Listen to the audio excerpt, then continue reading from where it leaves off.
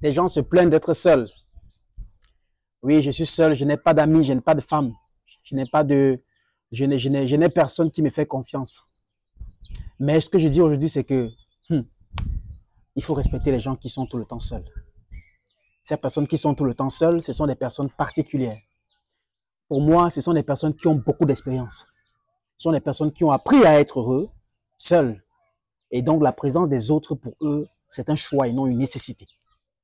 Des personnes habituellement que vous voyez seules, assis dans leur coin, seules dans leur marche, seules dans leur cheminement, je tiens à vous notifier que ce sont des personnes qui ont déjà expérimenté la trahison, ils ont expérimenté la haine, ils ont expérimenté tout ce que l'être humain peut être, les diverses bipolarités des hommes autour d'eux. Et donc, ces personnes, donc, par rapport à ces caractéristiques, se retrouvent à savoir que peu importe la façon dont quelqu'un pourrait être proche de toi, il est probable que demain, cette personne puisse te sortir d'une trahison inconnue. D'où eux, ils ne s'attachent à personne. Ils ne s'attachent à personne et à rien du tout. Ces personnes, vous n'allez pas les avoir quelque part. Vous ne les piégerez pas en la femme. Vous ne les piégerez pas en la bière. Vous ne les piégerez pas en l'alcool, en la drogue, en rien du tout. Ils font ce qu'ils veulent, comme ils veulent et quand ils veulent. Et rien ni personne ne les commande. Ces personnes, parfois, sont seules, mais aussi, parfois, sont accompagnées. Mais eux, ils préfèrent la qualité à la quantité.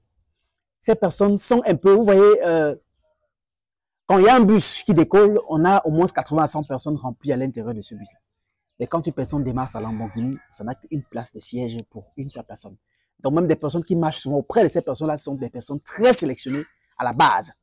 Et je tiens à dire donc à ces personnes-là que vous êtes les meilleurs. Vous êtes des personnes les plus meilleures, les plus réussies. Vous êtes des personnes qui ont réussi à faire une connexion avec leur soi-être intérieur. Vous êtes des personnes qui aviez atteint l'équilibre de la joie et de l'atmosphère. Vous êtes des personnes qui aviez pu répondre à toutes les lois de l'univers. Vous êtes des personnes qui, dans la solitude, vous trouvez ainsi votre connexion.